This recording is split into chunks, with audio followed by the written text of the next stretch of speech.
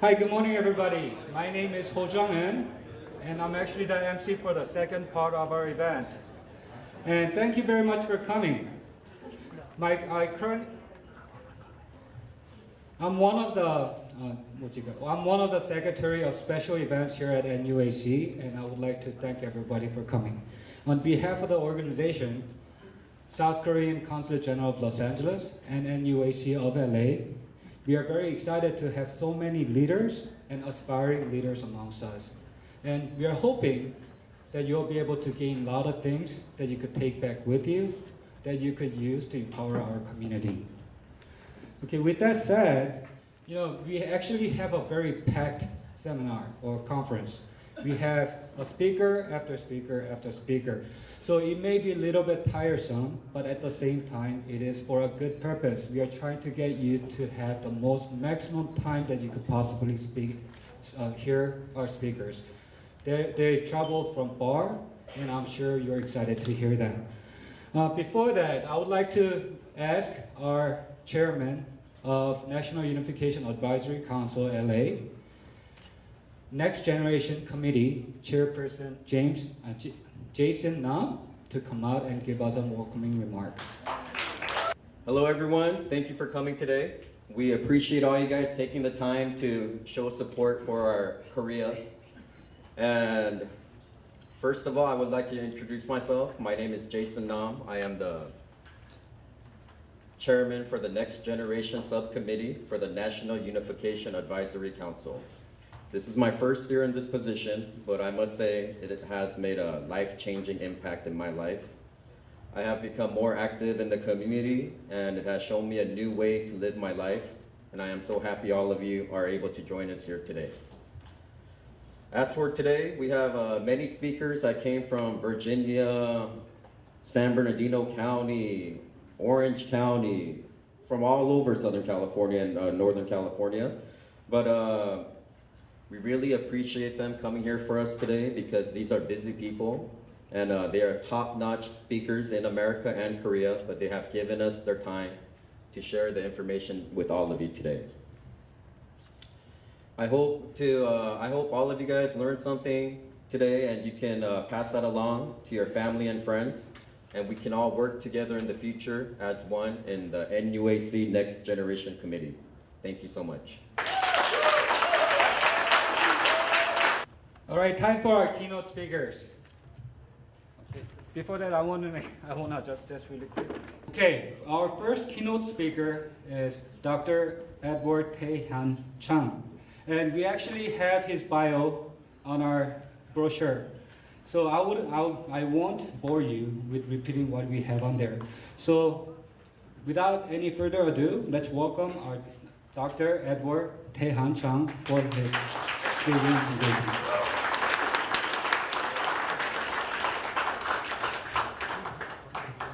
Good morning. 안녕하세요. 반갑습니다.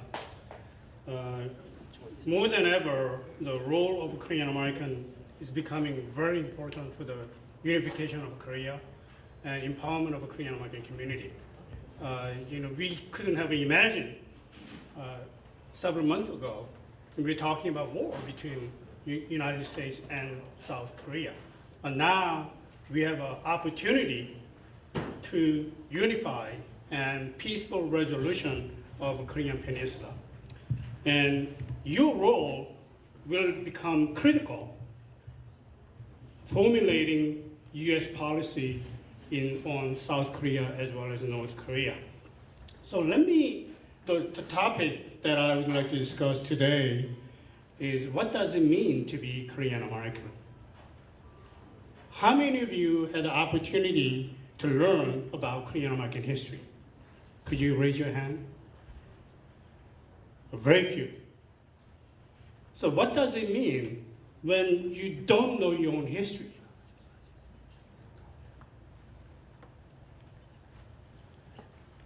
Renowned African-American historian Dr. Carter Woodson defined history as a combination of knowledge and identity and empowerment. And he defined history as a tool or source of information that we have to know and can be used as a tool, and that is the foundation of defining who you are.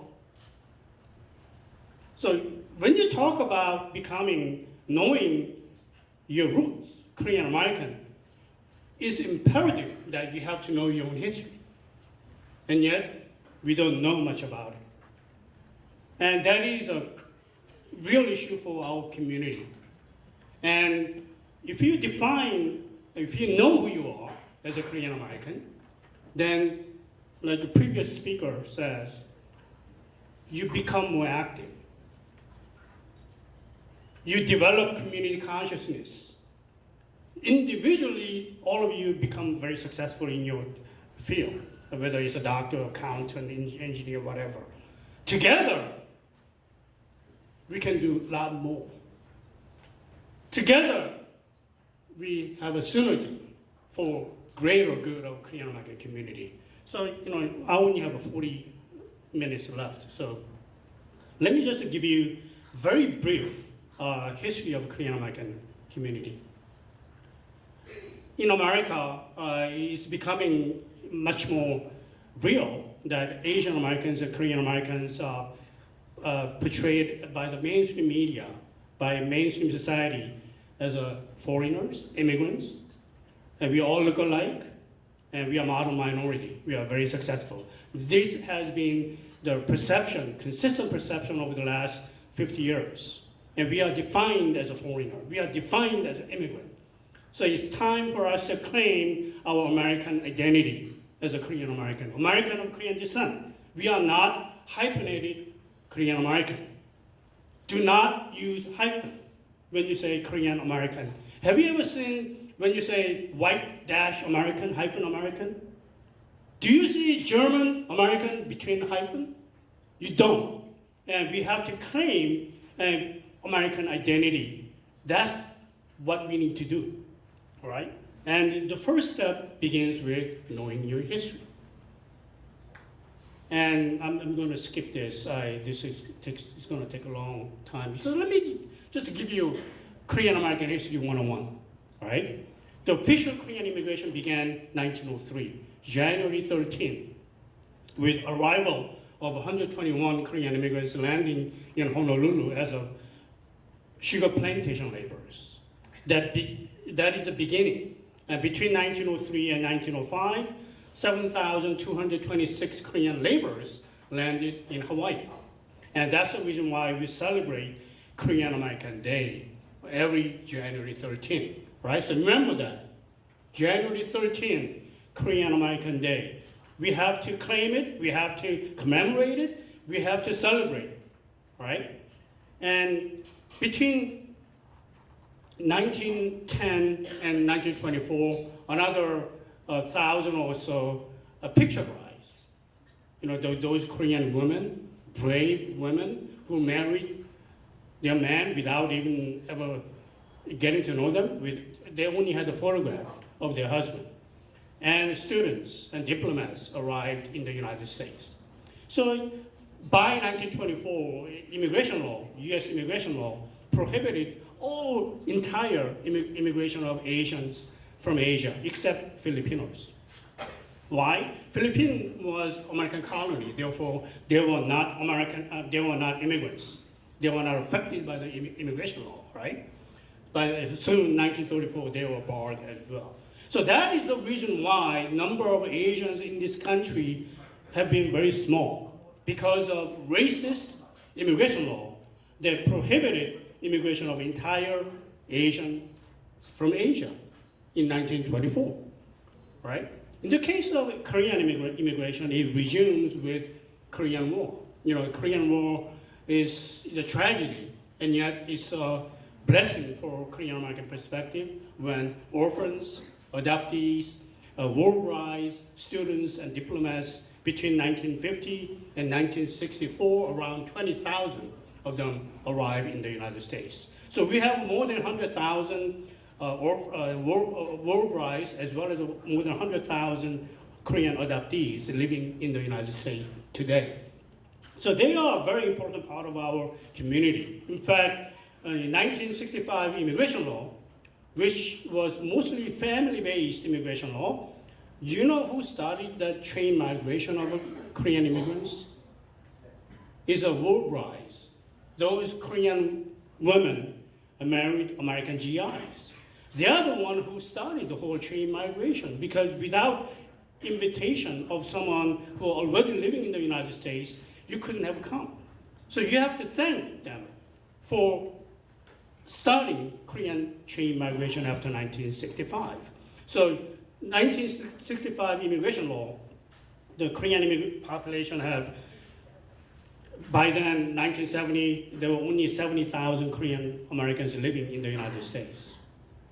Today, we claim more than 2 million Korean immigrants in the last 40, 50 years. The Korean American population have increased tremendously in terms of quantity and quality, right? And this is the article that I found about arrival of Korean immigrants in Honolulu. And they are expected to be better workers than Cubans. Hopefully, and the early Korean immigrant community can be defined in two words. One, independence movement, another, church, Christianity. Church, Christianity, and independence movement goes hand in hand. The Korean immigrants, they were making $1 a day. In Hawaii, the sugar plantation, it was under the hot sun. They worked from sun up to sundown. They were earning only $1 a day, and yet they dedicated themselves for the independence of Korea. They had no homeland to return to, right? So they went to church, Christianity, inspired by the Christianity and democracy and government, and they dedicated themselves, and they were willing to die for themselves, such as Chang Il-wan and Chun Byung-un, who assassinated Durham Stevens. He's an American from Boston, working for Japanese government. His title was advisor of Japanese government. And when he came to San Francisco in 1908, he claimed that Koreans were happy under Japanese rule. And he had a press conference justifying the Japanese domination of the Korean Peninsula. And when they heard that, Chang Il-wan and Chun Byung-un decided he's a traitor of Korean people, he must be eliminated. And they took action on their hand. And Mr. Chun tried to kill him with a gun, but gun malfunctioned. Right next to him, it was a Chang Il-wan who shot and killed Durham Stevens. And as a result, the Chang Il-wan was sentenced to 25 years in prison, but that was considered a very light sentencing at the time, right? That's because Korean Americans came to rally behind him, fundraising, attorney, defense attorney, and whatnot. And Park Yong-man was another leader who advocated armed resistance against the Japanese rule of Korea. And Seo Jae-pil, he changed his name to Philip Jason, his Korean name backward. And he's one of the first Korean to become medical doctor, and one of the first to become naturalized American citizen, one of the first to marry white women. So he has many firsts. So if you want to know about Seo Jae-pil or Philip Jason, you may want to Google him. This is the youth academy established by the Park Yong-man in Hastings, Nebraska. So during the daytime, they were working in the field. In the evening, they would train themselves so they could fight against the Japanese military, right? And in the Willows, California, in 1920, I wrote a book about this. The Korean cadets, they trained themselves to become pilots. So in the Willows in 1920, they established a pilot training academy. It's like the Air Force Academy for Korean. And the Korean Air Force now use this as a foundation of Korean Air Force, right? Because they consider themselves as a cadet. So we are changing Korean history, modern Korean history, because the Korean Air Force supposedly have begun in 1949. But now they're rewriting the history based on research that we found. And in 1920, there were about 23 Korean young men. At the time, United States didn't even have an Air Force. Why? Because airplane was dangerous to fly. It was not safe to fly. And yet, they chose to train themselves and become pilots so they could fight against Japan. Geographical proximity, distance between the United States and Japan. Therefore, the Korean Americans felt army is useless. So we have to engage ourselves in Air Force, fly, and attack, fight. Well, unfortunately, they could never materialize. And the reason why Korean immigrants were able to establish this Willows Korean Academy, Air Force Academy, is that Chung-nim Kim Jong-nim, he's the first Korean American millionaire. He was a rice king, and he donated more than $50,000 to sponsor, to hire instructor, purchase and lease 3 airplanes, and provide all the room and board for the Korean cadets. And we also need to change Korean history. In Korea, the first pilot is recognized as An Chung-nam, who obtained a pilot's license in 1921 in Japan. But the first Korean pilot should be recognized as George Lee, who enlisted in the U.S. Army during World War I in 1918, and he flew more than 156 times in European front. So his Korean name is Lee Eung-ho, but his first Korean should be recognized as the first Korean pilot, licensed pilot, right? So we need to change that as well. This is the No Baek-min. He's the defense minister of Korean provisional government in 1920, and he's the one who started. Therefore, the Willows Korean Academy was sanctioned by the provisional government of Shanghai. So it was officially recognized training facility for Koreans. You have to recognize that. And another person, there are several leaders. As you know, Syngman Rhee was first president of South Korea in 1948. And he established the Dongjiwei Comrade Association. And he later served as a leader of Korean provisional government in 1919. And he also was very active in terms of lobbying. He believed independence of Korea would be achieved by lobbying the superpowers, lobbying U.S., France, Italy, British and Russians. So his effort was mostly lobbying in Washington, D.C. And another leader that I admire greatly is An Chang-ho. How many of you know who he is? How many of you have seen? So we don't know. I mean, he's not only leader of people of Korea, he's very well-known Korean American. His family. How many of you have a chance to go to Hollywood Walk of Fame? Stars. Have you seen the Philip On's name? He's the first Asian American actor to receive star in Walk of Fame in Hollywood Boulevard. You should be proud of that. You should know that. And yet, majority of you don't know, right? So, when you have a chance to go to Hollywood Boulevard, find for his star and recognize his contribution. And he's the eldest son of An Chang-ho. And Philip An was born in Riverside, where I am. And Riverside is the first Koreatown in America. Did you know that? No, right?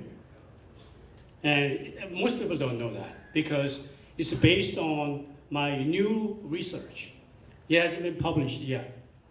And its Korean book will be published in this fall, and English version will be published in sometime year or 2 years later. And this is the San Francisco Chronicle interview of An Chang-ho. He arrived in San Francisco October 14, 1902 with his wife, Helen. And this interview was done December 7, 1902. So it's incredible that why would anyone would be interested in interviewing An Chang-ho in 1902 in San Francisco? right? And this full-page interview was discovered by me 2 years ago, and until that time, nobody knew. And this reporter was very interested in learning about Korea. See, it's not K, it's a C. Korea. And based on this interview, we found out that An Chang-ho and his wife took a wrong ship in Hawaii. So the ship went to Vancouver. The destination should be San Francisco, but they took a wrong ship to Vancouver. From Vancouver, they took another ship to Seattle, and from Seattle, they came to San Francisco. So by then, he was penniless. He spent all the money he had. So he was roaming around in Chinatown, and fortunately, he met the American missionary he knew in Korea. They met in San Francisco, Chinatown, and Dr. Alessandro Drew, he took them to his house, and they spent several months doing household chores. But he couldn't make a living in San Francisco. San Francisco was the height of anti-Asian sentiment at the time. Couldn't make a living, couldn't find a job. So what did he do? He came to Riverside. Riverside, believe it or not, was the richest city in the United States at the time. You didn't know that, right? You know why? Citrus industry, navel oranges. At the time, agriculture is #1 industry in America. Riverside was the Palm Spring of today. All the rich people from the East Coast came to Riverside because of weather, nice, and the Riverside is one of the few places in Southern California that had access to water. How? From Big Bear Mountain, the snow melts and goes through Santa Ana River all the way to Huntington Beach. That's the Santa Ana River. And they built canal in Riverside. And they have a citrus industry, and there were plenty of employment opportunities. So An Chang-ho established the Korean Labor Bureau. With employment agency, the Koreans began to come to Riverside because there were a lot of employment opportunities. So Riverside, known as a Pachapa Camp, which that book will be published soon. And my research project began with this map. The map in 1908 by the Sanborn Company of New York, insurance company, and it said Korean settlement. So I was very curious, why do we have Korean settlement in Riverside, of all places? What does it really mean, right? That began my research project, and I found the this Pachapa camp, unlike other Korean settlement places, consists of family-based, women, children, and husband. Other places are mostly young single men. Other places were mostly young single men. Riverside community was family-based, with Philibon being in Riverside and many others. So, and Korean Labor Bureau and Dosan An Chang-ho, I believe, planned this family community in Riverside. I'm getting a lot of supporting documents based on, and established the Gongipyeophae in Riverside. They placed headquarters in San Francisco, but most of the members were living, working in Riverside. Later on, it became Korean National Association, and Riverside members were most active, most dedicated, and they participated. And also they established the Korean Mission. Korean Mission is established in 1906 or 7, and affiliated with the local Riverside Calvary Presbyterian Church. And one of the last resident of Riverside is Victoria Kim. She recently passed away, April 23rd. Before she passed away, I was able to get lots of photographs, documents, and we are going to archive them. One of the items that I found is the Bible given to Kim Chang-yul, who graduated from Sunday school by the pastor, Alexander Irkin. He said 1908. Was used at the Riverside. So I was really deeply moved by that item. And this is another Presbyterian Church report I found. Another happy group was Christians. Some are distinguished from other stations by the number of young wives and their children. It confirms that. And these are the second generations that we should know. At least you should recognize their names. Philip An, actor. Susan An, the eldest daughter of An Chang-ho. She's the first Asian American woman to serve in Navy during World War II. Highest ranking Asian American woman. Ralph An is still surviving youngest son of An Chang-ho. He's also actor. Sammy Lee, does anybody know who he is? Yes, he's the first Asian American to receive gold medals in diving, two-time champion. And he passed away last year. And I was able to interview him before he passed away. But Alfred Song, does anybody know who he is? He's the first Asian American politician to be elected in California House and Senate. First Asian American. Davy Hyun, does anybody know who he is? He's the architect who designed and built Japanese Plaza in Little Tokyo.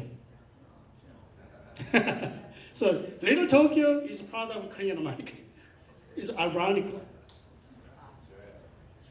And you should know Kona Young Kim.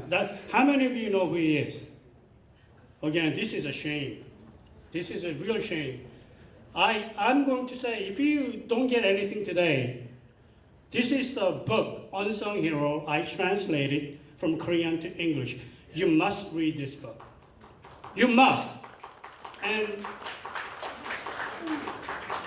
Kona Young Kim, you must read. You can forget about everything else I've talked about today.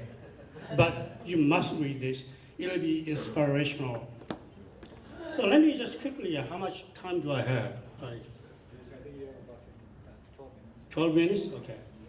And MSN.com in 2011, Memorial Day, recognized Colonel Young Kim as one of the 16 most important war heroes in American history. Everyone else is household name, right? Colonel Young Kim is the only non-white person included in this list. And yet, you don't know. Koreans in Korea, they know about MacArthur. And yet, they know very little of Young Kim. That's a shame. Colonel Young Kim served in 100th Battalion during World War II. Does anybody know what 100th Battalion recognized? It's a mostly Japanese American unit. So Colonel Young Kim was an officer of mostly Japanese American unit during World War II. He led campaign to liberate Rome. So he is the one who single-handedly liberated Rome in Anzio Landing. And I don't have time to explain how he did it. And if you go to France, there's a small church. He says, I don't read French, so I cannot say, but I can recognize Capitan Young Kim, October 23rd, 1944. They remember Young Kim. Little Tokyo. This is a Go for Broke monument commemorating hero of Japanese American veterans during World War II. There is a small structure. It says Go for Broke, Chairman Young Kim. This is Japanese American Veterans Association. And yet chairman is Korean American. Why? You need to read, right? Why? Pisa. Colonel Young Kim saved this tower during World War II. Again, read about it, right? And Young Kim retired from U.S. military in 1946 and became very successful. I believe he's the first coin laundry operator in Los Angeles. But in 1950, he heard the news. War broke out in Korea. He said, I have to go. So he re-enlisted in the U.S. Army. He went through basic training again, landed in Tokyo. They said, you're Korean, you cannot go to Korea. You have to stay in Japan and become an intelligence officer. So Colonel Kim said, no way, I re-enlisted to fight in front line. So he begged and pulled all the strings to go to Korea. And he fought in front line in Central Front, and his unit is responsible for moving demilitarized zone 60 kilometers north. As a result, Colonel Young Kim received equivalent of Medal of Honor from Italy, France, and Republic of Korea. Received more than 20 medals. You know what? He did not receive Medal of Honor from his own country. We have to change that. I hope one of you or you start campaign for Medal of Honor campaign for Colonel Young Kim. He deserves it. He should get it. I hope you take this challenge. And he's the first minority to become battalion commander during combat in U.S. Army history, which is a very proud moment, right? And he also is a humanitarian, not only war heroes. Do you know KYCC, CARE, Korean American Museum, these are all founded by the Colonel Young Kim. Did you know that? He's a humanitarian. He fought for the rights of underdogs, women, minority, battered women. He dedicated the rest of his life after he retired from 1972 to fighting for rights of minorities, Korean American community, Japanese American community, women, orphans, in every rights.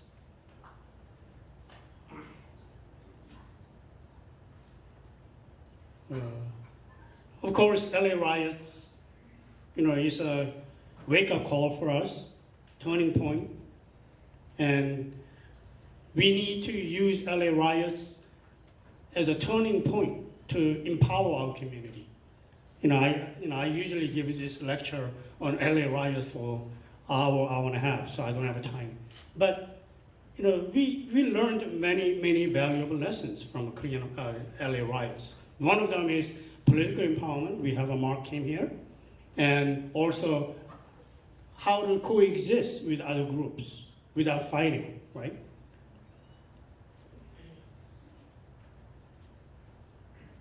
Yeah, these are, I believe, impact of LA riots, birth of Korean American identity. Prior to LA riots, majority of Korean immigrants claimed and defined themselves as a Korean. We did not use American. After the riots, we began to redefine ourselves as a Korean American. So what does it mean to be Korean American? Political empowerment, nobody cared about Korean American community. We have to empower ourselves.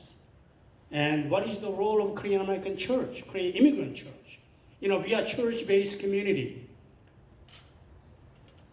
And what does it mean to live in a multi-ethnic, multi-racial community? And we have many organizations working on political empowerment. KAC, KRC, Korean Resource Center, Koreatown Immigrant Workers Advocate, NACASEC, NECAL, Council of Korean Americans, which I am a member of. And also now we are going to launch a new organization called Korean Americans in Action. Korean Americans in Action, the Council of Korean Americans is affiliated sister organization. CKA is a 501c3, and Korean American in Action is a 503c4. This is a lobbying activity. they are not limited by non-profit status. They can actively work for political rights of Korean American community. So, limited time I have, I gave you Korean American History 101, right, today. And hope inspire you to read and learn more about Korean American history and claim your Korean American identity and be successful individually, and yet together we can do a lot more. Remember that. And I hope you guys do read the books that I have written. Thank you so much.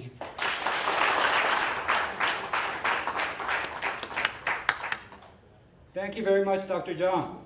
And actually, I learned two things that I want to do, which is, first of all, move to Riverside, since it's the first Koreatown. And secondly, never to use hyphenated KA. Okay, so given said that, now it's time for us to have our lunch. Okay, we have 2 lanes of buffet set in the room right adjacent to here in the back.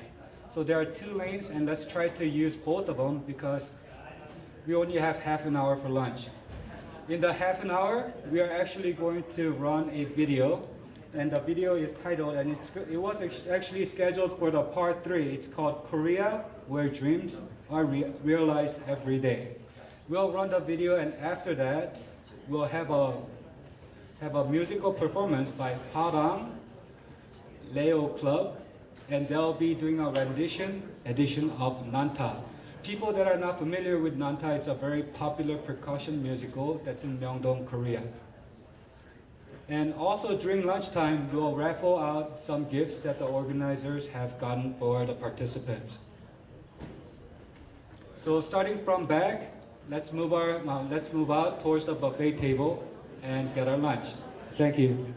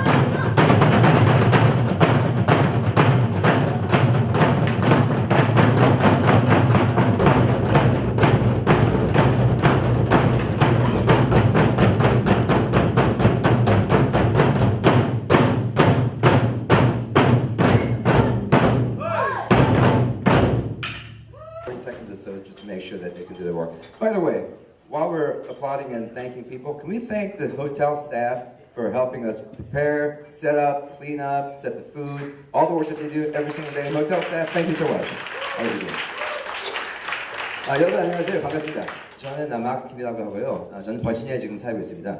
우리 호정 씨가 말씀하신 대로 오렌지 카운티에서 자라났고, 그러니까 태어나기는 한국에서 태어났지만 미국에 이민 와서 여기 샌프란도 밸리에서 잠깐 머물렀다가 오렌지 카운티에서 고등학교 나오고, 그다음에 얼바인이라고 UC 얼바인 대학교에서 대학을 나오고, 그다음에 한 3, 4년 동안 헤매다가 정치 활동도 좀 하면서 뭐 비즈니스 좀 하면서 LA 여기 코리아타운에서 좀 살았었어요. 하버드하고 3가에 있는 아파트에서 살았었고, 그다음에 한국에도 왔다 갔다 했었고, 그다음에 법대를 갔습니다. 샌프란시스코에. 그래서 법대를 졸업하는 무렵에 워싱턴 DC에 좋은 그 잡이 생겨가지고 DC로 이사를 갔는데, 저도 사실 LA 사람이기 때문에 DC에 가서 뭐 한 2년, 3년 하다가 다시 오겠다 생각을 했는데 그게 벌써 23년 됐습니다. 그래서 동부에서 산 지가 미국에서 서부에 산 것보다 훨씬 더 길고, 전 세계에서 제가 살아본 적은 여러 군데 살아봤지만 버지니아가 지금 완전히 집이에요.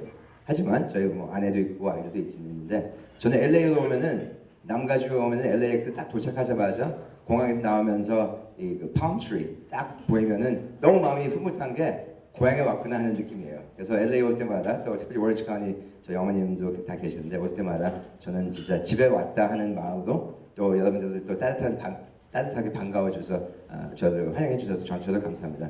어쨌든 이런 그 뜻깊은 진짜 중요한 모임에 저도 한 자리 하게 돼서 저도 영광을 생각을 하고요. 여러분들 만나게 돼서 반갑게 됐고, 오늘 제가 알기로는 여기 젊은 1.5세, 2세 분들 많이 계시기 때문에 아무래도 여러분들은 영어권이시라고 알고 있고, 또 영어가 훨씬 더 편할 거라고 알고 있고, 사실 저도 영어가 훨씬 편해요. 제가 한국말은 뭐 그냥 대충 하긴 하지만 깊이는 못하거든요. 그래서 저도 나머지들 될 수 있으면은 영어도 할 수 있으면 괜찮겠어요? 괜찮겠죠? Yeah. So I'll speak the rest of it in English because my Korean is horrible. So I'm just gonna do the rest in English. But let me first start by thanking a few people. I want to thank Hojang for the introduction. My good friend Rafael Na, who's running around. Oh, there he is. Running around like crazy making this happen. And all of the leadership of this organization, James and others who helped put this together. Can we give those guys a big round of applause? I also want to thank some of our community leaders who made this event possible, all the way from the Republic of Korea, our Consul General, and our staff from the Foreign Ministry who are here.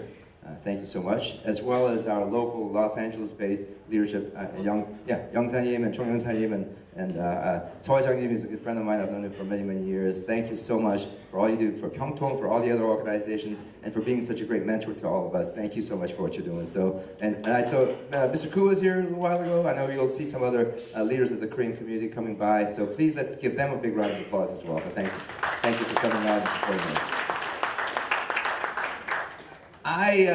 Originally, Rafael and I had dinner last night when I flew in, and we were talking about this conference and what you all would like to get out of this in terms of helping Newark, the next generation, understand your role in the United States, how you can be motivated to do more to help our communities, both here locally as well as U.S. and Korea relations, and within the inter-Koreas. And most importantly, how you all can find some tools and skills and opportunities for you to get more involved. And so we talked about history a lot, and we talked about how all of us need to really understand where we came from and where we're headed. Unfortunately, Dr. Edward Chang, who's a dear friend of mine, knows more about Korean American history than anybody. He's actually forgotten more than I'll ever learn. And so he gave you such a wonderful presentation that I don't want to repeat anything that he's done, because he's done a great job in helping you. And he also gave you a teaser so that you know on your own time, you need to go back and understand, learn about our pioneers like An Chang-ho and Philip Jason, as well as a lot of the other heroes that we've had recently, Colonel Young-ho Kim and others. And so I'll mention them in passing, but I'm not going to dwell on the history. What I will do, though, I think might be helpful, especially for some of our young people. I see some very, very young people in this room. I'd like to maybe help you think through a little bit about where we are today as a nation, where we are today in a global setting, and most importantly, where do you fit in as an individual who happens to be Korean? Maybe some of you are, I see some of you who might not be of Korean ethnicity. But regardless of how you call yourself, Korean, Korean American, Asian American, non, just American, how do we fit into this country today in light of what's happening? And how do you make a lifetime difference as you're growing up and becoming part of the community? So maybe I'll just share a little bit of thoughts on that and try to give you some practical ideas as well. But let me start with this. How many of you here were born in the United States? Can I see a show of hands? Yeah, about maybe a third, maybe a quarter. How many of you were born in Korea? That's me. How about, who was born outside of Korea and outside the United States, in another country? Can you tell me what country? Ukraine! I was gonna, that was a surprise. I wasn't gonna guess that one. Ukraine, okay, anybody else? Yes. Brazil, all right. Are you related to Raphael? Okay, I was gonna say. Anybody else? Yes. What country? What country were we born? Ethiopia. Wow, that's a long way away. Ethiopia. Anybody on this side? Oh man, you guys are all either Korea born or US born. Interesting. Everybody on this side are the third nation birth people. Well, good. Well, I'll tell you what. Whether you're born here and have the privilege of American citizenship by natural birth, or you're born overseas and came here and became a naturalized American citizen like myself, we both have the exact same rights. And don't let any politician tell you that you don't have the exact same rights, because you do. The only difference is that one was given to you automatically, just by your parents being here, or at least your mom being here. The other was given to you because you had to work for it. And you had to do a few extra things that others that were born here didn't have to do. By reading the Constitution, answering some questions, putting your hand up and saying, I will swear an oath to defend our Constitution. But either way, it's the same thing. And the reason why I want to start there is because when the moment you became an American citizen, whether by birth or by naturalization, and maybe some of you are in the process still, because there are many different levels before you get to citizenship. But regardless of where you are, the reason that we in the United States cherish citizenship so much is because with that citizenship, that piece of paper, that legal right that you have the exact same rights and opportunities that 320 million others have. Except, if you don't exercise it, if you do not use your powers that you have, then others will use that power. So if you use it, you're equal. If you don't use it, you're giving up your rights and your powers to somebody else who will take your power away from you. Now, that sounds like a kind of a weird way of talking about politics and government. But let me ask you this. I see a lot of my friends here wearing K-Town t-shirts. I see a lot of you who worked very hard to keep Koreatown. I know many of you are still working very, very hard every single day. Notwithstanding the victory you had over the Bangladeshi border issue, you're still fighting the homeless shelter issue now. And I remember a few years ago, a lot of my good friends, Haypin and others who are here, fought really hard during the redistricting to make sure Koreatown stayed in one boundary. The common denominator between that fight or any other struggle that you want to use, and in my case, having worked in Virginia politics now for a while, I can give you another 1,000 examples. The difference between success and failure in any political campaign, whether you're running for office, whether you're advocating, whether you're policy making, the difference between winning and losing, success and failure, is whether you're exercising your rights or you're giving up your rights for somebody else to exercise that for you. That's the difference. Because if you show up and you know your stuff and you exercise your rights, you have a chance to win because you're at that equal level. You are an equal partner. But if you decide to stay home and say, somebody else, your problem, you take care of me. You're smart, you're a lawyer, you should represent me. And I'm just gonna sit at home and just watch TV. The moment you decide to give up your rights, you've lost already. Now, I know it's pretty stark, but the reality is every single day as Korean Americans, we are facing struggles. Every single day as people of color in America, we're facing struggles, especially in this day and age when we have so much at stake. If you stay home and you don't stand up and fight, and you don't resist what's happening, you're giving up your rights for somebody else to make those decisions. So let me just start with that as just kind of a primer, because I want to give you a little bit more of a maybe concrete examples of how we can move forward. You saw a video earlier, and I'm glad to be here with NUOC, the National Unification Advisory Council of the Republic of Korea. I'm also very glad to be a supporter of La평통. It's an organization I'm not a member, I'm not smart enough to be a member, but I've been a supporter of you all for a long time.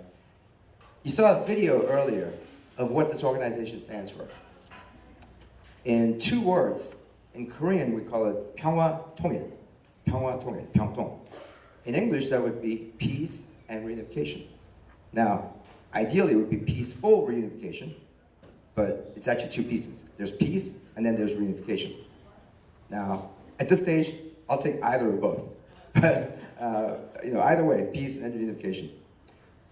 This is a vision that your parents and your grandparents have had since July 27th of 1953. July 27th of 1953 was the day that the Koreans and the Russians and Americans and others signed a deal saying, all right, we're gonna have a peace on the Korean Peninsula, at least meaning that we will not shoot at each other anymore. It's called armistice. It's not an end of war. It's not a peace treaty. It's just stopping the war for a second so that we can kind of retreat and figure out what's gonna happen. That armistice was signed July 27th of 1953. I can't do math. I don't know how many years that was. That was a long time ago. Guess what? To this day, we're still living under that agreement. There is no peace in Korea. There is a pause in the war that allows for us to have peace, but there is no peace in Korea. And then the next thing that should happen when we declare peace and have permanent peace is for the 2 nations to come together because we're one people, separated by a border, artificially created ideological differences. As a result, we now have 2 countries instead of 1. But as you've seen with the Pyeongchang Olympics and others, we are one people. And so if we want to have one people, families living together in harmony and forever, we need to reunite the 2 sides. That's the reunification portion of that. This is a vision that your generation and your parents' generation and your grandparents' generation have had for many, many, many years since 1953, and yet it has not happened yet. We are today closer to that vision than ever before in history of humankind. Thanks to, and this is going to hurt me as a Democrat, but I'm going to say this, thanks to President Trump and his great leadership, we are here today at the moment that has been closer than anything that we've all imagined could happen. President Trump, President Moon, Chairman Kim have come together as grown-ups and decided that we should at least have a conversation. And that happened in Singapore a few weeks ago, and now the conversations are going on. And I'm not here to talk about politics or partisanship, and you all can have your own views, but I think we should acknowledge that this is a good thing for where we are today. Now, that vision of peace and reunification was something that we were never able to get until now, because a few people stepped up and said, you know what, it's about time. Why are we not talking? Why are we not engaging? So when people started doing that, they created an opportunity for these conversations to happen. And that shifted the paradigm in 60-odd years of American history. It's now shifted the paradigm of US-Korea, Korea interrelations, China's, Russia's, Japan's relationship with the Korean Peninsula. It happened because some people had a vision that they weren't satisfied with just thinking about. Some people decided to take the vision and turn it into a mission and push that lever so that the mission becomes implemented. So they came up with some strategies around that mission to say, here's how we should do it. We should get some people together to talk to each other. And then they came up with the tactics that would implement that strategy, which is to say, all right, we'll find a location, we'll find some opportunities for people to come and talk, and let's see if we can agree to some frameworks. Vision, mission, strategy, tactics. That is why the vision of peace and unification that you've seen on the video and your parents and your grandparents have talked about for, I can't do math, from 1953 to today, we now actually can say we're coming close to that. Now, keep in mind, we're not anywhere close to it becoming reality, but we've come a lot further than before, and that is why we're here today in Los Angeles meeting and talking about this. But the same idea of having a crystal clear vision, developing a mission to drive that vision, developing strategies to implement that, and coming up with tactics to be able to execute on that. Those are skills that any of us can use for any part of our lives. Not just in government, not just in policy making, not just in politics, not just in civic and community engagement. In every part of our lives, we can take that exact same strategy and apply that. So I want to spend the rest of my time, if I can, just sharing some thoughts about how you, as a young Korean American, Asian American, Ukrainian American, Brazilian American, or any other American, however way you want to define yourself, how you can be successful in the next 20, 30, 50, 60, 80, 90 years of various different people's lifespans to be able to make sure that you're living a life that is driven by a mission to be able to show results at the end. So with that, let me start with this. What Dr. Chang talked to you about was the fact that we have now had 115 years of Korean immigration in the United States. January 13th of 1903 was when the first 102 people landed in Hawaii. And they came for the sugar plantations. I mean, we had Koreans before that, but they came as the official immigrants. And because of their work and then eventually moving to the mainland, here we are today, 115 years later, as a robust, somewhere between 1.5 and 2 million Korean ethnic folks living in the United States, in every single state, almost every major cities in the country. And so that's our beautiful history.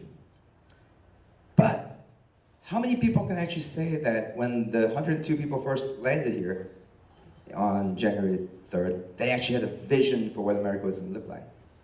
How many of those men, it was mostly men, do you think really had a vision for what Korean Americans should be about in the 21st century? I bet you none of them, because nobody thinks that way, right? I mean, you don't wake up in the morning saying, I have a vision for how our community is going to look. Most people don't do that. But guess what? That is a reason why you're having that Koreatown struggle today. Mr. Saw, your president here, Dr. Saw, wrote a beautiful letter in your program book. And he talks about how year after year after year, we as Korean Americans struggle to find our voice, struggle to have leadership for our community, struggle to make sure our rights are protected, struggle to have a seat at the table, and yet year after year after we fail because we just don't execute that well. And now it's time for us to work together and get that done. Well, I agree with Dr. Saw. I was here on April 29th, 1992, in Los Angeles when Los Angeles burnt down. I was here when my brother-in-law's store got burnt down the street from here. I was here when my friend's mother was shot in the leg on Western Avenue when she was trying to protect her store. I was here when Eddie Lee, 18-year-old kid, was murdered in cold blood while he was trying to protect a store that was owned by his family friends. I was here when I saw 2,300 Korean businesses, $3 billion of damage happen to the state and our county. And I was here when I saw the police run not towards us to protect us, but away from us to protect West Hollywood and Beverly Hills. I was here and I saw with my own eyes the smoke coming out of Los Angeles and South Central LA and the riots, and the police and law enforcement were not here, but we had Korean American men pulling out their own guns, getting up to the top of HK Mart and other stores and protecting their own stores, and driving their cars around to create literally a barrier around Olympic and Western Avenue so that we stop the looting happening. I was here when I saw the failure of government on the day when the government should have been here to protect us. That was 26 years ago, April 29th, 1992. So yes, Dr. Saw, you're right. We talk about empowerment. We talk about protecting our rights, but we don't have a vision for it, we don't have a mission for it, we don't have a strategy for it, and we don't have tactics for it. Well, that's all going to change because you're here. It's going to change because you, especially the young folks in this room, you are not going to make those mistakes happen again. Because as the famous Spanish-American philanthropist, philosopher once said, those who don't learn from history are condemned to repeat it. Well, unfortunately, we're still making our mistakes and still repeating some of the problems in Koreatown, Los Angeles, as well as Koreatowns in other parts of the country. So how do we live a life that will be meaningful for our community? First and foremost, we have to have a vision. What is the vision that you have for your community? Is it a Koreatown that's united, that will not be divided, where the boundaries will be kept by the people that created this town for the last 60 years? The blood, sweat, and tears and the money that we invest into our Koreatown, are we going to protect that? Make sure that nobody else can claim a piece of that? Certainly we'll share, but we can't have somebody else come in and say that this is no longer Koreatown. Is that the vision that you want? Is the vision of Koreatown a safe place where public safety is #1 premium, and that even if you need to have other government facilities and shelters, we're not going to do it at the cost of ignoring our own concerns? Is that the vision that you have?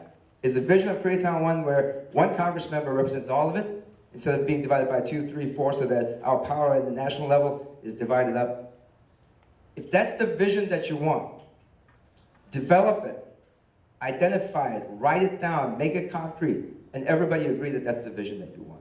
Is the vision of Koreans the vision that our pioneers gave us in 1903 when they wanted a better life, good jobs, be able to reunite with their families, that are separated so that they don't have to bring picture brides? If the vision that you have for your community, one that says, I want to marry the person I want to marry, live wherever I want, I don't want anybody discriminating because of my immigrant status or because of my ethnic origin. I don't want somebody telling me that I can't travel to the United States because there's a ban that's been constitutionally upheld that says if you're from a certain country, you don't belong in this country at the same level. Is that the vision? If that's the vision, make that your concrete vision. Whatever the vision is, start with that. And then, second step, commit yourselves to living a life where your mission in life is to make that vision happen. It's too easy to talk about, I have a dream. A famous young man, August 28th, 1963, gave a speech not that far from where I live today in Washington, D.C. area. He said he had a dream, and one day his children will hold hands with children of other people. He had a dream about how his children should not be judged based on the color of their skin, but on the content of their character. Well, he had a dream, and that was a vision, and he did everything he can. He lived a mission-driven life until he gave his life, but other people have carried on that mission. So if that's your vision of a perfect Korean-American life in the United States, where nobody discriminates against you because of what you look like, nobody puts you in the second category because of your last name or the color of your hair, or because you live in Koreatown and it's divided by 5, 6, 7 different political landscapes. If that's the vision that you want, you have to be committed and be willing to say, I am willing to put my life on the line, spend the rest of my life carrying out that mission. So vision comes first, mission comes second. Now, some of us have committed ourselves to a life of public service. I ran for office a few times, and I've worked on campaigns a few times. I've gotten presidents and congressmen and senators and governors elected. I've had a pretty good experience in the political sphere because I suck at everything else. But that was my mission, is to make myself useful for the rest of my life in the policy-making political world. You don't have to choose that, but I hope you do. You don't have to choose that as a career path, but if you choose to run for office one day, whether you're a Democrat, Republican, Libertarian, Conservative, Tea Party, Socialist, I don't care. If you want to run for office and make a difference for your community, you should, because that's what your mission should be about, is making a difference. And I'll give you a little incentive for why I think you should do it. Since 1903 and now, in 115 years, we have had one Korean American represent us in Washington, D.C. at the national level, one. And that gentleman served 3 terms, and he left on a very unfortunate circumstance. We have not had a single Korean American represent us in the national government since then. We've had some appointees, but they come and go. We've had some judges, but they don't make policy. We've had one person in 115 years representing all millions of Korean Americans in Washington, D.C. This year, we have a chance to have 1, 2, 3, 4, 5, up to 6 Korean Americans elected to office in Congress. Beginning of this year, we had 10 candidates. 4 of them ended up losing their primaries. We're now down to 6. My guess is, I am hoping, that at least 2, if not 3, will get elected this year. And they're both Republicans and Democrats. So I'm hoping to see some of our voices. But unless and until we have elected officials at the national level, the next level is the state level. State representatives, state senators, here you call them assemblymen, in Virginia we call them delegates, other states call them representatives. At the state level, there are roughly 8,000 state and local elected officials, roughly 8,000. Count the 50 states, plus the territories, each house has at least 100 or so people. So roughly 8,000 people who serve at the state, local levels. Well, guess how many Asian Americans are there out of 8,000? 110. 110 of us look like us who represent our communities at the state level. That's a horrible percentage. Of the 110, how many do you think are Koreans? There are 12 of us who serve at the state level, state senators and state representatives. 12 of us represent 2 million of you at the highest level of government in America today. Is that a shame or not? Incidentally, about 2 months ago, 9 of the 12 members of the state legislatures from Hawaii, Washington State, California, all the way to Virginia, Maryland, and Georgia, we all got together for a conference hosted by our friends from the Overseas Korea Foundation. Thank you so much for hosting us. And we happened to choose to meet in Hawaii because it's Hawaii. No, because Hawaii is a symbolic place for us as the first place that Korean Americans immigrated to, and also convenience-wise, because we have so many, 3 of the Korean elected officials at the state level, all are members of the Hawaii delegation, so it was easier for us to meet with them when they're there. I didn't complain. Anyway, after our meeting, when we had 9 of the state legislatures together, that was the first time in American history that we had that many Korean American state level elected officials come together at one place for a conference. After the conference was wrapping up, you know what we did? We took a little bus tour, drove down Oahu, down to the Veterans Cemetery, overlooking a beautiful cliff. And we walked around and we found the ceramic marble crematorium where Colonel Young-ho Kim is interred forever. And even though Colonel Young-ho Kim grew up here and lived here in California, his remains are in Hawaii. And it's in Hawaii because the 100th Battalion that he led, the Japanese Americans that he led into war in Europe and in Asia, mostly of them were from Hawaii because that's where Pearl Harbor happened. And so Colonel Kim's last wishes was for him to be buried in eternity with his brothers that he fought with. So even though as a Californian, he's buried in Hawaii. And you'll read about that in his book that Dr. Chang left. And so we went there and we paid our respects and we talked about how that was the origin, and we have men and women like Young-ho Kim and others who've helped create that vision of what Korean Americans should be. And we as the highest ranking state legislators in America today, elected officials in America today who happen to be of Korean descent, it's our obligation and our responsibility to speak up and make sure that that vision becomes a reality. And just by coincidence, that meeting happened on the 26th anniversary of April 29th, Saigo, in Hawaii. So we rededicated ourselves to the mission of representing our community and fighting for our community every corner of the country. But the highest thing that we can do is to get people elected. So federal, state, local, county, supervisor, whatever level, we need Korean Americans who know our community, who come from our community, who care about our community, who knows our history, who has our identity, who's willing to go out there and fight for us. So that's the first thing that we do. So if you're a mission-driven person who wants to run for office, talk to me because we'd love to see more of us. Of whatever background, whatever political values, we want to see more of us. Failing that, if you don't want to run for office, and I wouldn't blame you if you don't want to, there are other things you can do to change policy. You can work for an elected official as a staff. Many of you have done that. You can intern. Young people, interning is the best unpaid job you'll ever have.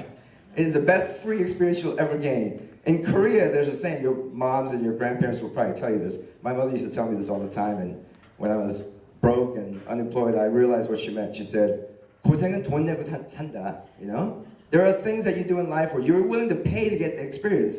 So, you know, 고생은 돈 주고 경험을 쌓아야 된다고. And I said, yeah, I've been paying many years as an unemployed person. But that's a way for you to gain the understanding and make the connections so that you can understand how to make policy changes happen, right? So, failing running for office, work for elected officials. And if you don't want to work for them because you have a great job, like you're a doctor, or you're an engineer, you're a computer science guy, or you're like an app developer, or whatever else you're doing, if you don't want to work for an elected official, you can still do something else. You can fundraise for them, you can lobby them, you can get to know them, you can tell them what your views are, you can share your concerns as a constituent, you can write to them, you can make phone calls, you can show up at their door and ask for a meeting. There are so many other things you can do.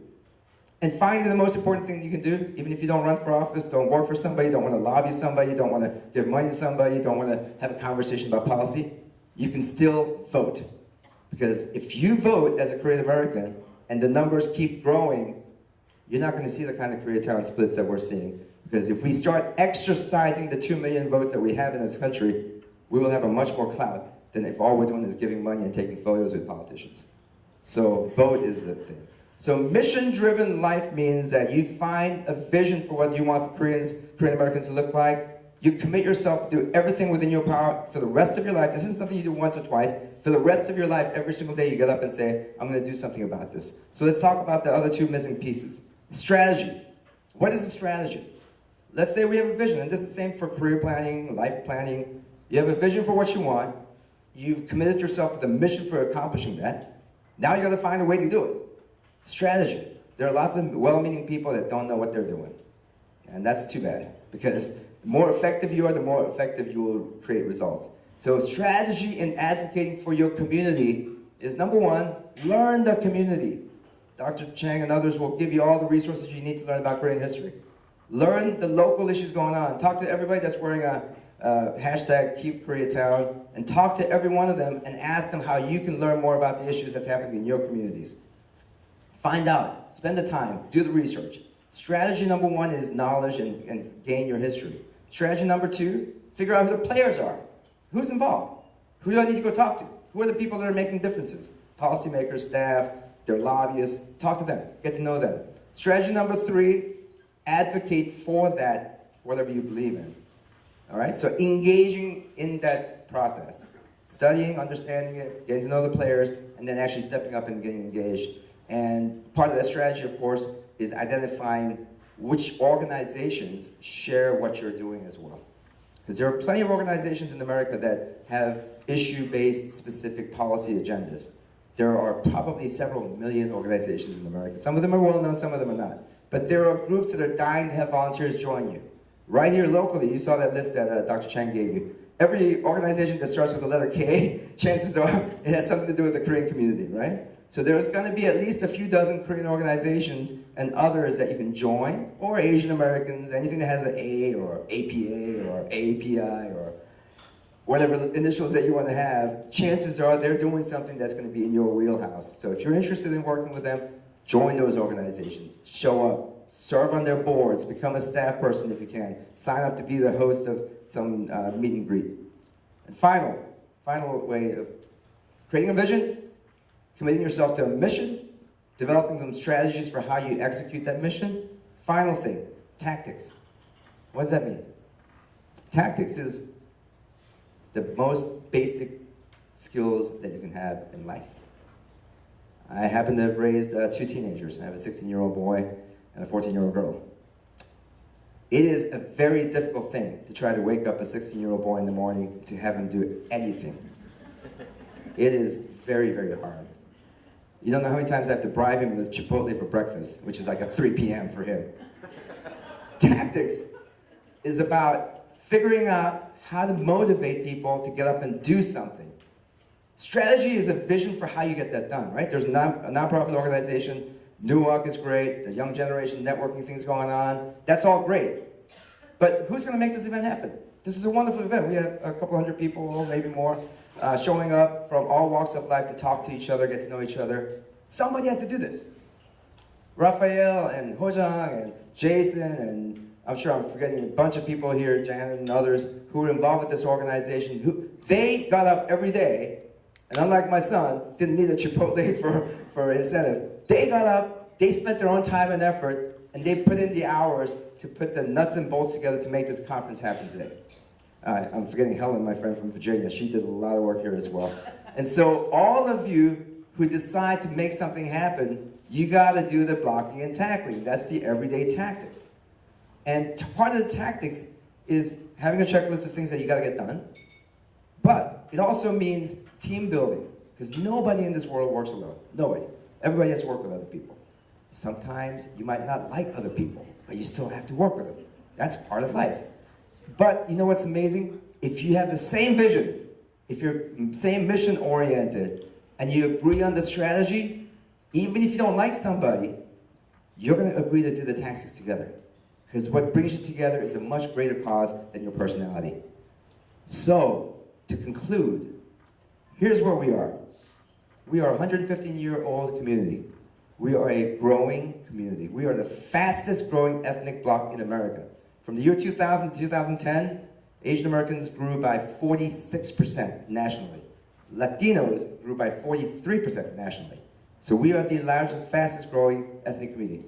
In southeast part of our nation, Virginia and down, we are the fastest growing by leaps and bounds.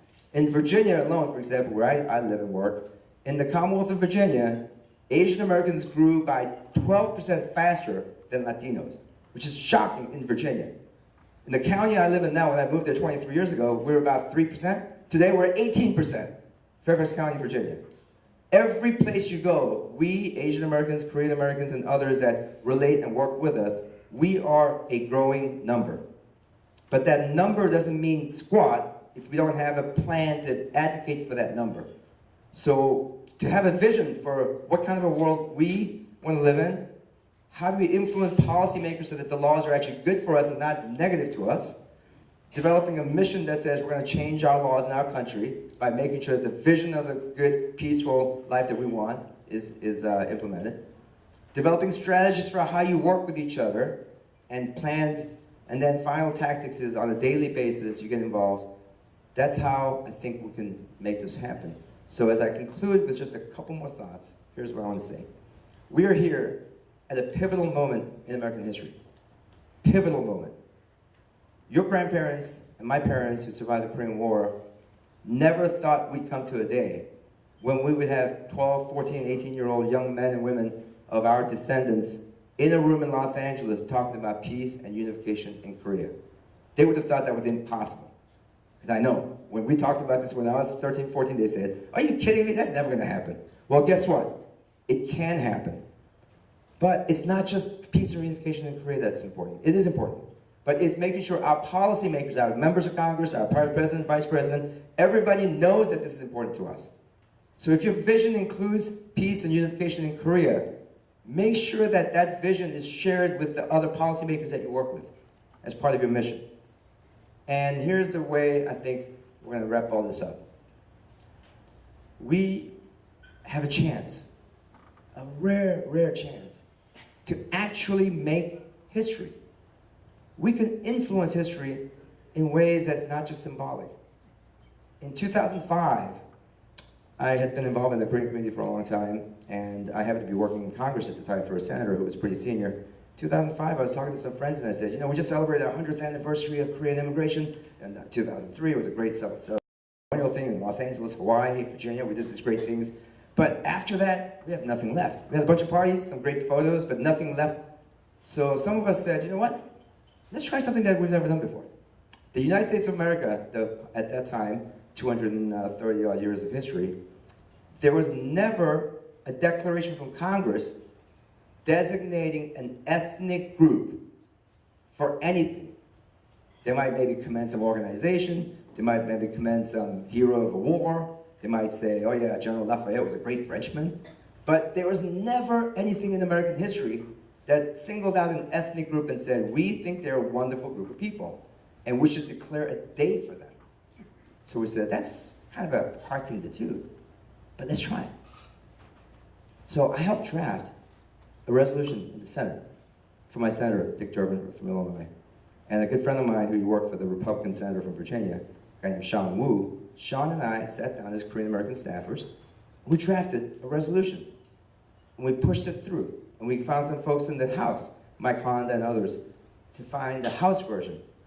So in 2005, we passed a resolution where the United States Congress, United States Senate, declared January 13th of each year as Korean American Day. It was the first and only resolution that's ever passed Congress that singles out, recognizes an ethnic group of people in America and declares a day to celebrate that ethnic group of people. We didn't think we were going to get done, but in 2005 we were able to get that done. 10 years later, I happened to be a member of the Virginia General Assembly, and some of my constituents who happen to be Korean American said, you know what, my kid's reading a book in history and geography, and when they talked about the Korean War, there's a map that says this little sea of water in between Korean Peninsula and the Japan Peninsula. The textbook calls it Sea of Japan. We don't think it's the Sea of Japan. We call it Donghae, East Sea. And some international groups consider it to be East Sea, not Sea of Japan. Some of them will use both. And so they approached me. I said, I don't know, that sounds like a really hard thing to change. Textbooks and maps?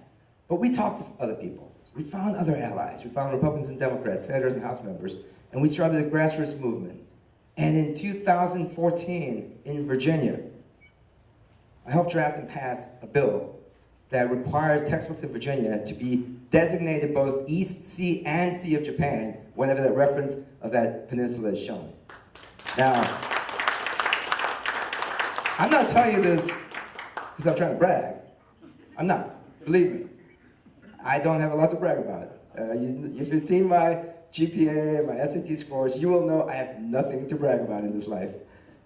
I tell you this because a guy with no background, who was born in Korea, who traveled because his parents wanted to take him to other countries, who ended up right here in Los Angeles at 14 years old, who went to a crappy high school, went to a no-name college, got a decent public education, pursued a passion, because I had a vision for what I wanted Korean Americans to be in this country. I had an idea of what I wanted Korean Americans to be, how we were supposed to be respected and treated. And I decided to commit my life as a mission to making that happen every single day. And as a strategy, I said, I can make more difference as a policy person in Congress or at staff level, or as a lobbyist, or as an advocate, and as elected officials. I can probably make more difference for our community than in anything else I do, whether I run a business or do anything else. And on a daily basis, I chose a strategy for how to do that, and I developed a tactic for saying, today I'm going to get up and talk to more people. Today I'm going to find an organization I'm going to join. Today I'm going to network with these guys. As a result of me doing this for 30-odd years, I now have some of the best friends in the world who are fellow travelers in this journey. Guys like Raphael and Hojang and so many other people in this room that across the country who believe in the idea that Korean Americans can have a better world, who believe in the vision that this country does, to this day, treat everybody equally. Whether you're natural born or naturalized citizen, you still have the same rights. The idea that American democracy only works when everybody participates. The idea that the democracy is for every single ethnic background, not just Northern Europeans. And by implementing the tactics on a daily basis, showing up when people ask me to do it, showing up even when people don't want me to come, by doing that, my small way, I was able to make a little difference in Congress, a little difference in Virginia General Assembly, a little difference here, a little difference there, a little difference for my kids. I think you, the younger folks in this room, who are half my age, twice as talented, a lot more sophisticated, and a lot better educated, you can do 1,000 more things than I can ever do in my life.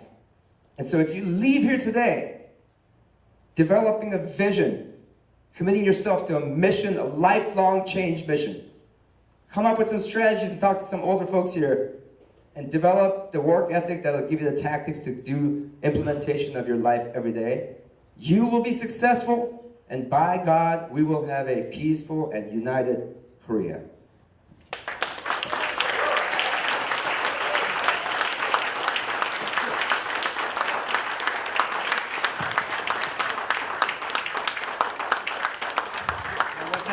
Can we have Honorable Delegate Mark Kim come back to the stage? We can't let him off this easy.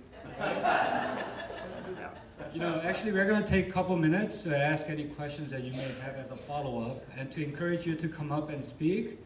Anyone that comes up and asks a question, no, just a question. We'll try to reward you with something. Do we have any volunteers? Anyone like to ask Honorable Kim a question? Do we not have any questions? We're done. Yes, can you please come up?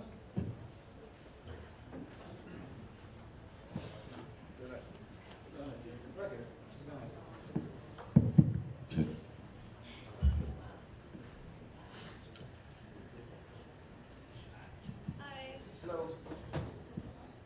Yes.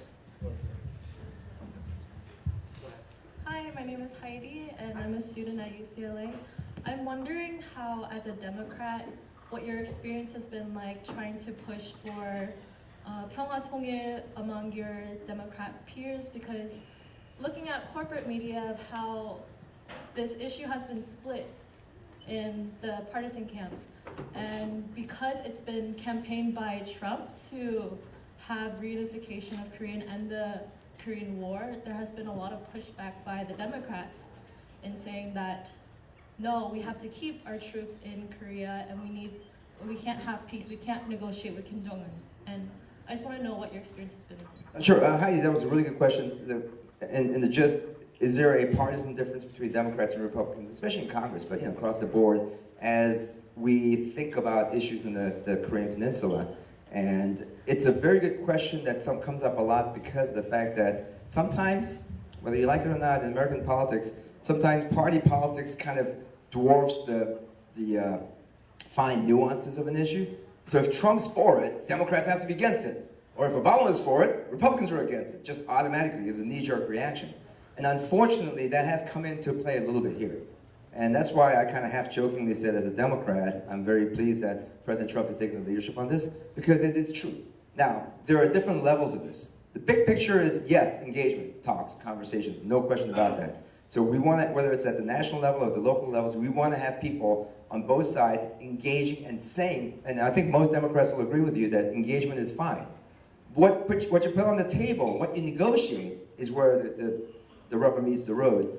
One of the concerns that some Democrats have is that President Trump may be doing this not necessarily because he's been a long time student of Korean Peninsula and history and understand the nuances of the six-party peace talks, not because he has this great personal interest in seeing peace happen, but because he's looking for a Nobel Peace Prize. I mean, that's frankly what some Democrats are saying. You know what? He's doing this for his own personal reasons. So if he ends up cutting a bad deal that's not good for Korea, and yet President Trump looks like the winner, do Democrats want to be part of that? So that's one conversation.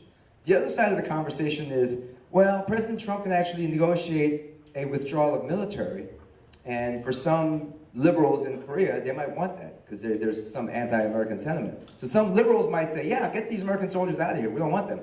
But what does that mean? What kind of a weakened South Korean infrastructure does that leave? And as somebody who cares a lot more about military strength as a political party, which is the Republicans, and Democrats tend to be a little bit more on the hawkish, on the dovish side, their concern is, do we want to look like we're anti-military by supporting a withdrawal, and instead of saying that we actually want Americans to stay as long as possible, which is somewhat inconsistent with Trump. So I think the problem that you're seeing right now with Democrats and Republicans talking about this issue is, since there's only one person negotiating, everybody else is just watching and saying, this is what I would do if I was negotiating. I would keep nuclear on the table, nuclear denuclearization, but I would not take the military off the table, and vice versa.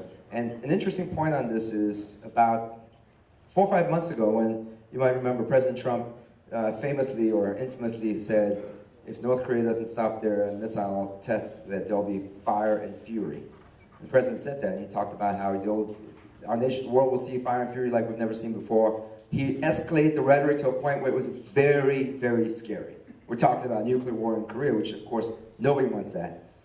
So my good friend and I, Helen Kim, who happens to be a city councilwoman in Philadelphia, the first Korean American woman Democrat in Philadelphia, major player out there. She and I were talking, and we said, you know, unfortunately, we're like the highest ranking, most prominent Korean elected officials in the country. Isn't that weird? It's kind of sad. So I said, I think we should say something.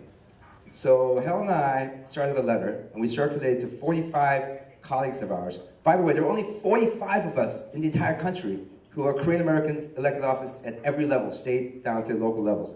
So we circulated the letter to everybody, Republicans and Democrats. Not a single Republican colleague of mine in the Korean American elected league signed onto the letter, because they said they don't want to send a letter to Trump saying, tone down the rhetoric, even if the rhetoric means nuclear war, because they were just so afraid of looking like they're going against Trump. Whereas a lot of my Democratic colleagues signed on to that. So unfortunately, it becomes partisan. I don't like it. I think it's a lot more nuanced than that.